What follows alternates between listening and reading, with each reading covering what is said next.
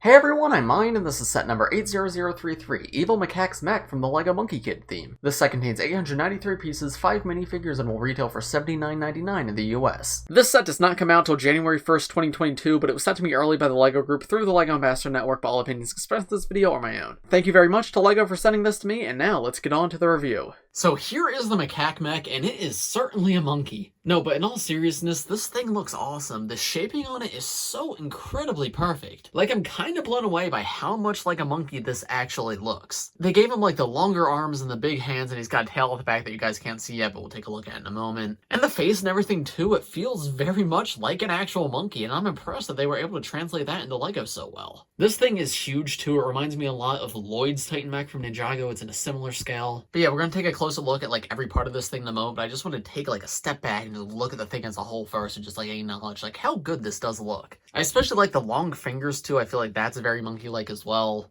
And the way the feet are designed as well, it's just so cool. You can see he's got his giant staff attached to his back. And as you may assume, that can actually be removed. It's attached with one Technic pin back here, but if you want, you can remove that. You can even make the mech like properly dual wield and hold the staff. Like, it's super cool what you can do with it. The range of dual wielding on this guy is unfortunately a little bit limited just because you have to be able to put these like Technic axles into the holes in each end, and just like having a straight line, there's just a limited range in how you can do that. However, despite that, it still works pretty well and it's a really cool option. But if you'd rather, it's also much easier just to have the mech hold the staff in just one hand like you see here. I believe this mech's supposed to be like a counterpart to the Monkey King mech from the first ever wave of Monkie Kid. So it's cool to see like an evil version of that. I never had that set, but this set kind of makes me tempted to get it. But yeah, I think that's about all I have to show you from this far away. If I remember anything else, I'll show it to you like after I'm done reviewing it close up. But yeah, now let's move the camera in a little bit closer and take a look at like each individual detail of this mech. So we'll start from the bottom and work our way up. First we have the feet right here. As I mentioned, these look a lot like monkey feet. You can see like these black parts at the top look like the fur, and you have like the toes coming out. No stickers or anything down here. You can see the feet are connected with rigid Technic joints. That's a little surprising to see. Normally mechs connect feet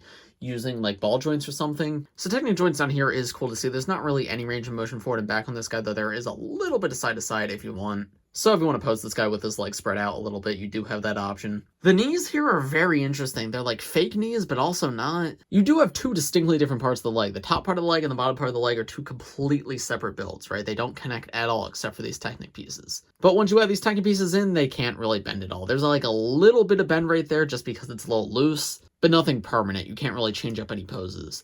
However, I like this more than completely static knees. Like, it does feel like there's movement in these knees, there's just not very much. And you can change the angle of the knee pad, so that could possibly make the mech look like it's bending its knees, even if it isn't. Around the back of the mech, too, you can see there's some trans purple pieces. This is just to represent Macaque's, like, darkness, like, aesthetic. He uses a lot of trans purple all throughout, and there it is right there. Upper parts of the legs, you have some stickered pieces, you have some exhausts coming out the sides. And then the way the legs are connected is actually really interesting. It's a new connection system that I've not seen before. So that right there, those are rigid Technic joints. I'm sure you guys are familiar with them. I'm sure you've seen them before. However, there's an all new part. Let me see if I can actually take it apart to show you. Yeah, so look at that right there. That's a new part. Obviously, it's built off existing systems. Obviously, those are rigid Technic joints. Those have existed before. And the thing this is connected to, I don't know what this joint's called, but this is an existing joint where it's got like Technicals coming out both sides and it can spin. But this black piece in the middle is all new. It connects to one of these circular pieces so it can spin 360 degrees. And on that black piece, you connect two rigid Technic joints, which you can see right here. I think this provides more stability than just using one Technic joint, and I like it quite a bit, actually. I think it gives a nice range of motion, and it also just feels very stable.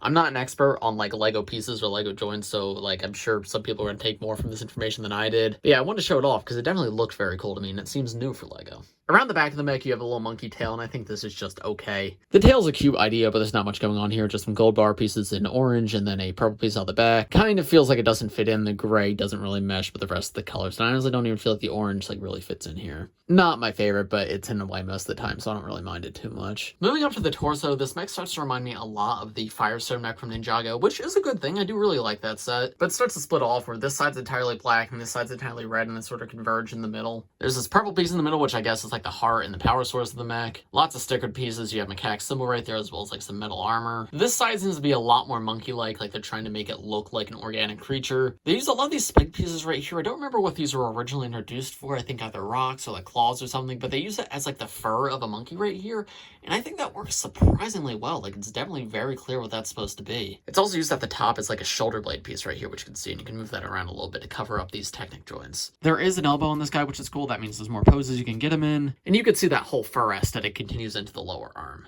And then we come into the hands, which are able to spin 360 degrees. And it has 4 individual fingers. As I mentioned before, I really love how these fingers are done. It really adds the whole like monkey look of it, especially with these fingertips right here. And then in the center, there's a Technic axle and a mini ball joint. You can move that around, and that's how you can hold the staff, but also move the staff around. It's not static to be locked in like one direction. And that's essentially what enables the dual wielding, because it wouldn't be possible otherwise. The other arm, instead of being covered in fur, is supposed to be covered in armor, it looks like. You've got this red armor with these yellow spikes coming off of it. You have Macaque symbol right here, these exhausts coming out. Another stickered piece right there. There's an elbow of a similar style once again. Though this time with the lower arm, it looks like he has these 6 armored spikes coming off. I think that's a really cool looking aesthetic, and it wraps around the entire thing, even around the back, which is appreciated. And then there's the same exact hand at the very end. Same fingers and same way to hold the staff if you want. And then finally we get to the head, which, as I said, looks really, really good. I'm very impressed by the shaping on it, because as I said, it very much looks like a monkey.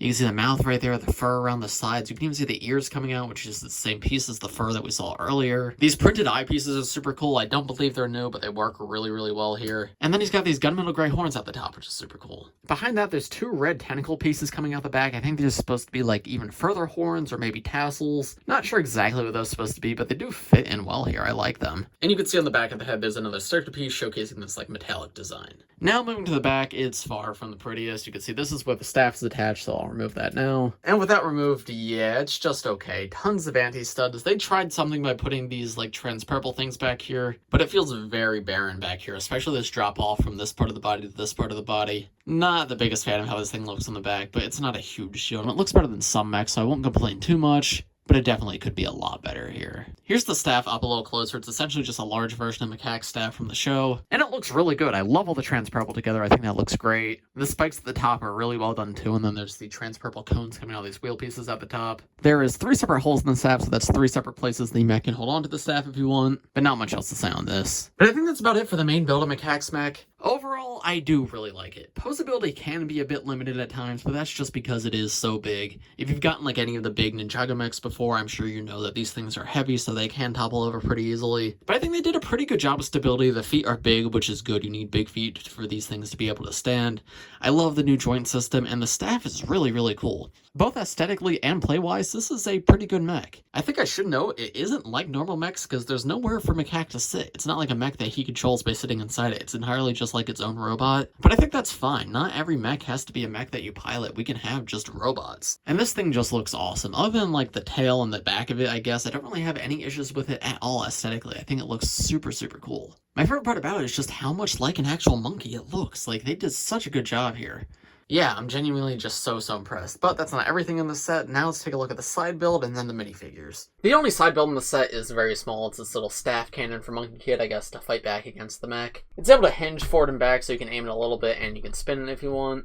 There's a little stick on the side which you can move up and down if you want. A clip right here if you want to hold on to any of Monkie Kid's accessories while you're using the cannon, as well as another one right here. Though I think this one's more supposed to be like an imaginary scope so he can aim. And then around the side you have a stud shooter, which allows him to actually shoot. This is one of the newer stud shooters that was introduced with this year's Batman wave, but it works just like the old ones. You push down this gray piece right here, and a stud will shoot out. However, now it doesn't always have to be a stud. It can be a rounded tile like you see right here. But yeah, that's about it for this one. Not much else to say. It's really cool to get more transformation from Monkie Kid's stuff, but that's about the extent of this build. So here are the first 2 minifigures in this set. We have MK and we have Sandy. These 2 figures are both new for this wave, and Sandy's actually exclusive to this set. This new version of MK might be our best version yet, though. This guy blows me away with how good he is. So for the first time ever, this guy is arm printing, which is super cool to see. He's got this dark red stripe and this like target, and you can see that design's present on both arms. Besides that, though, the torso is also really good. He's got his classic orange jacket on, but now he has like this teal armor on top of it. And then for what I think is the first time, his pants are new too. Now he's got a teal belt, a teal zipper, and more teal detailing, and it looks like he might have knee pads and like shoe armor as well, which is cool. No light printing around the sides, which I do believe previous versions of MK did have, so that is like a little bit of a downgrade. However, that's made up for by the fact that he does have arm printing, and you can swap these legs out for the original ones if you prefer. In terms of accessories, it comes with this map. This is a stickered piece, which is a little surprising to see because this map comes in multiple sets, but it's stickered in multiple sets. It's not printed in any of them. If they're going to use it in multiple sets, I don't understand why they don't just print it at that point. But regardless, I think this is the map to show where to get the 3 fire rings. The fire rings are the collectibles in these sets, and I guess in the show they will use a map to find all of them. And then MK also comes with the compass, I guess, to be able to follow the map. Head and hair is nothing new, it's just stuff we've seen before. This is one of the most common MK faces and one of the worst ones in my opinion, so it's not too exciting to get. And you can see now MK has a teal neck bracket with a clip on the end. This allows him to hold his staff around his back. But there's his back torso print and alternate face with everything removed. Back torso print, once again, very, very good. I love all the teal on it. I think it looks great. And there he is from the front again with everything removed. Sandy is very, very strange. He's minifigure scale for the first time ever, which was surprising to see. I think the reason they decided to do this is because obviously big figs are very expensive to produce, so whenever they put a big fig in the set, it would drive up the cost. But they still wanted to make Sandy accessible to kids. They didn't want to just completely take him out of sets. So if I had to guess, they decided to turn him into a minifigure. Even if it's less accurate, it allows him to come in more sets without driving up the price of those sets. And I think it's a fine compromise. Obviously the big fig does look better, but I do like this figure. The beard piece is a little bit weird. I kind of wish they made a new one for him.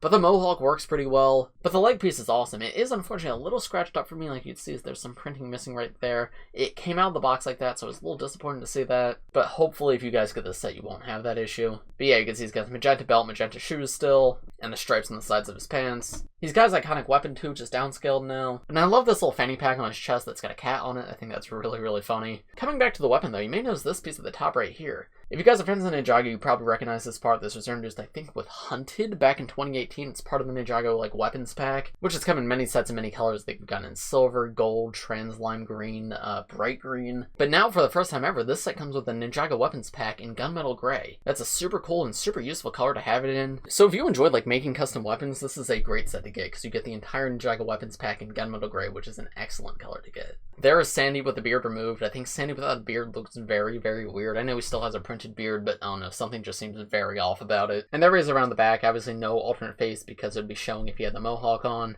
But you can see he's got this back torso print with some magenta printing, and he looks like he has a cat toy right there and 2 bottles. But as a whole, I like these two. This version of MK is excellent, super, super cool to get. And Sandy is strange, but I still really like him. And I'm happy to get a different Sandy figure, because I was kind of tired of getting so many of the same big fig. So overall, I'm satisfied with both of them. Next, we have May, who is very, very strange, but looks awesome. So I don't know if this is spoilers for the next season of Monkie Kid. It's potentially spoilers, so I guess look out. But based off what it says in the set, it looks like May might be the one that's actually using all the different rings to, I guess, take down Macaque, instead of Monkie Kid himself, like you would assume. Which is very cool. I'd love to see May do more stuff in the show. But that aside, this figure is just spectacular. So her torso is an all-new LEGO color for this year. It's like this neon yellow, and it looks very weird. I definitely like it on this figure. I feel like if it becomes overabundant in sets, I will get very tired of it very fast. But used sparingly, I think it could look really, really good. And especially combined with the teal here, I think it looks great. She's got these trans green, like, Power Miners crystals coming out of her hands right here. Again, not sure exactly what those are supposed to be,